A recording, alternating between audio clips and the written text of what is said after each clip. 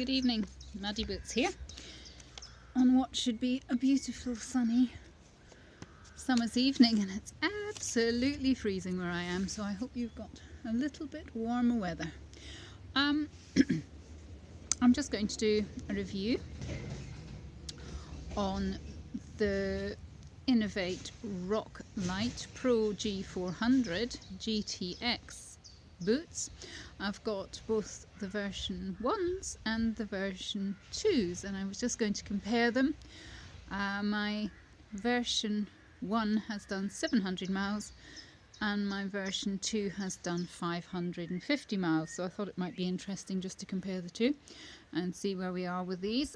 As always, these are my own opinions and I don't give any professional advice. Now, the version 1 are the boots here on the left.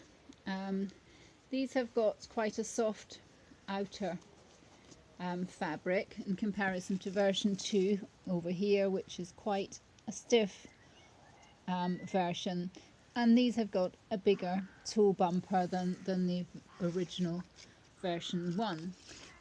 Now the fabric on here was supposedly upgraded to avoid tears and splits. Now these have done 700 miles. I've got no tears or splits in these boots at all. And there's absolutely nothing wrong with the version 2 either, but I didn't find there was a problem with the original fabric. These boots are a 6.5, I believe. Let me just double check. Yes, they are.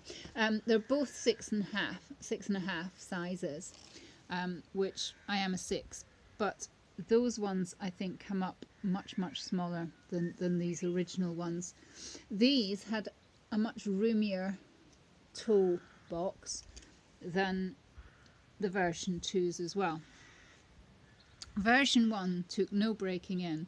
Version 2 was quite difficult to break in. I had lots of blisters on my heels. It took me 100 miles to get them to settle down, so they were quite hard work in comparison to this, and I think some of that was due to the stiffness of the fabric as well, opposed to this, which was really quite comfortable. These were really quite a favourite boot. Really loved this boot. Version 2 I've not enjoyed to the same extent because the comfort wasn't there that the original boots had. Now the waterproofing. Now version 1, these were still waterproof at 650 miles. Now they're no longer waterproof, but I am still wearing them for short dry day walks. They did get a little bit uncomfortable because the support had kind of gone in the inners. The inners had kind of worn out after a while, but they lasted me well. And I did replace the insole at one point as well, just to get a bit more comfort. And now they have actually got holes coming in the collar at the back, just through wear and tear. I mean, 700 miles. I think we can excuse them because they have done very well. The version 2, the waterproofing, has gone at 500 miles. Although I feel that they are still quite stable when you're walking with them. I don't feel that on a technical walk they let you down yet. They are quite good technically, but I would say a lot of road walking they're not very comfortable anymore. And it was the soles, the outer soles. Now the outer soles are both graphene soles, so I've got the original version 1s here, which have done 700 miles, and these are the version 2, which has done 550.